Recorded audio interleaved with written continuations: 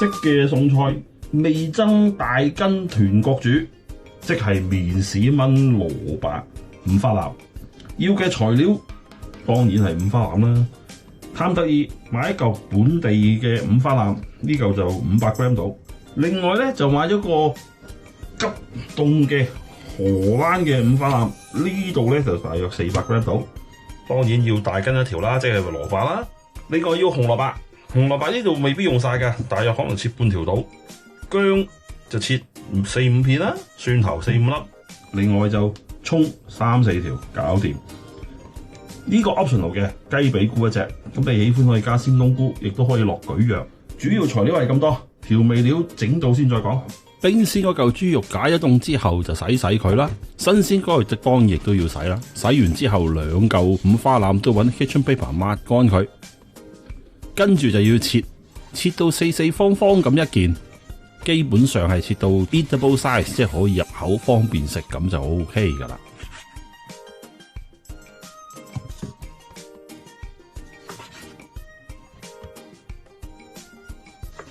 切好晒啦，跟住就揾啲剎茄去浸一浸佢。若果你講究嘅，可以買啲專門係for煮食用嘅剎茄，我就買啲一般嘅剎茄就算噶啦。落幾多啊？其實大致上可以足夠去醃一醃啲豬肉就得噶啦，呢個自己感覺啦。浸一浸佢，起碼醃佢半個鐘。蘿蔔一大個。蘿蔔層皮咧，佢個纖維好厚下嘅，口感麻麻地，唔好慳啦。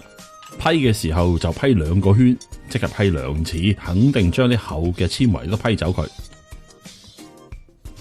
然後就切蘿蔔，切幾大咧，又係你自己個人喜好啦。切到係方便食就 OK 噶啦。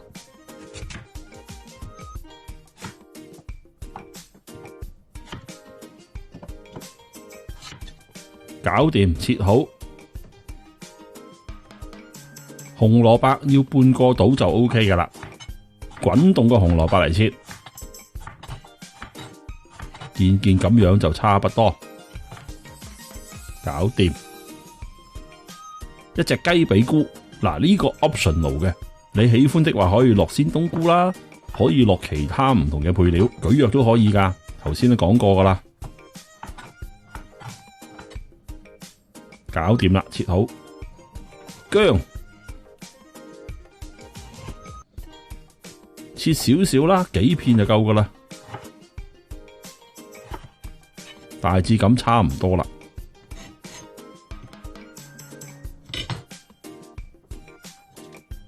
蒜頭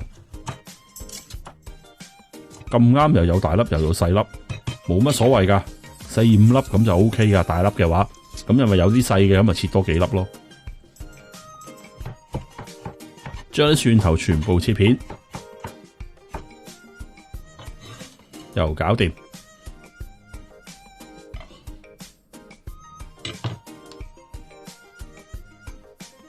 蔥分2部分，蔥白就切段，青色部分呢就切蔥花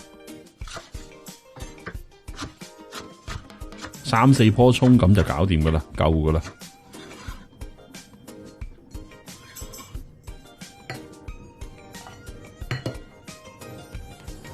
煲一煲滾水，將啲蘿蔔出一出水，大約15分鐘左右啦 ，OK 噶啦。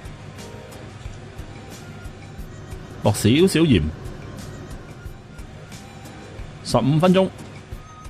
15分鐘後，將啲蘿蔔撈起，擺落凍水度浸一浸佢。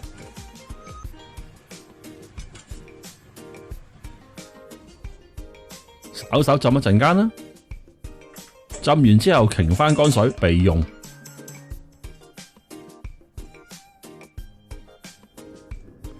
跟住咧就預備一陣間炆啲豬肉嘅醬汁，4大茶羹嘅糖，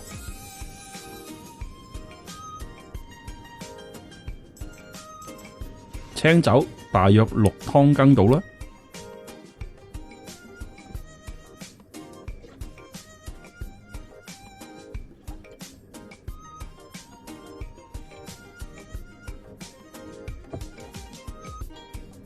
味淋3湯羹，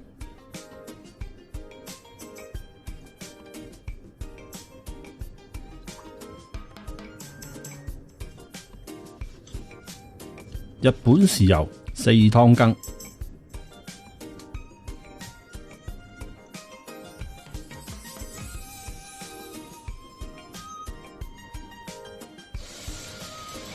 清水1公升，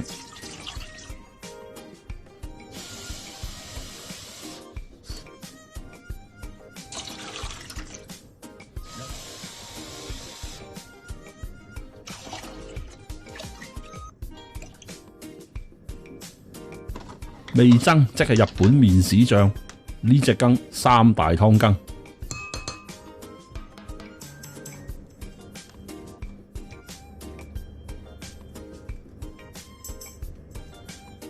沙爹我感覺上好似唔係幾夠，於是加到4湯羹到啦。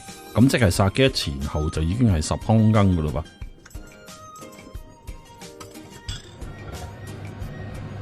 燒熱個煲，落啲煮食油。首先爆香啲薑同埋蒜頭，落埋啲葱段落去，紅蘿蔔、雞髀菇、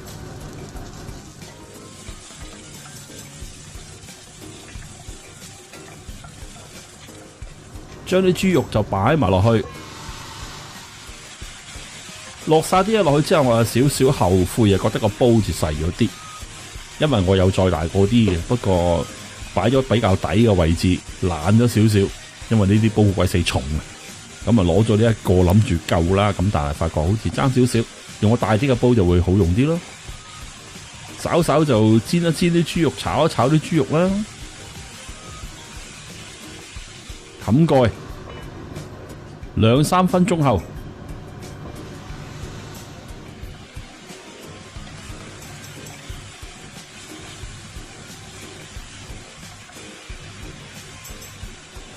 首先落水。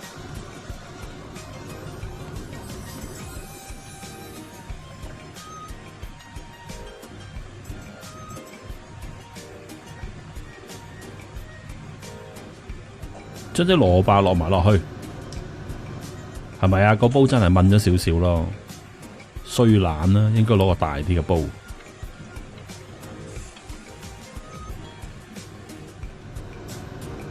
落咗啲糖落去，將沙爹同味淋都落埋，醬油、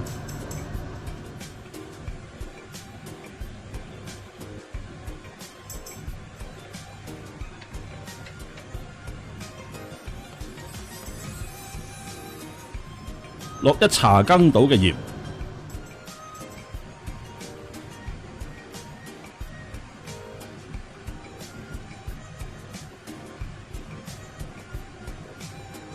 試一試味，睇下夠唔夠味啦。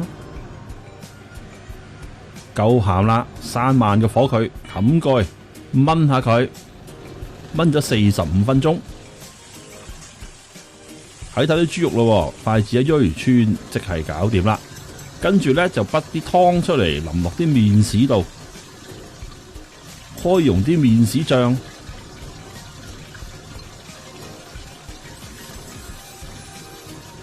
將啲麵豉落埋落去，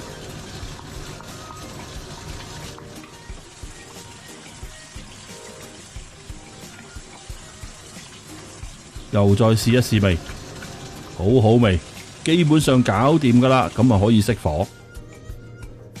呢個味噌大筋豚角煮煮好啦，可以上台，喺上面灑少少蔥花。今晚呢，我就做呢一個日式居酒屋晚餐，除咗呢一個豚角煮之外，我仲有其他日本菜噶，好正嘅豚角煮啦，仲有手語鮮唐揚，唔可以冇菜噶嘛，於是就有一個胡麻醬野菜沙律。拜拜。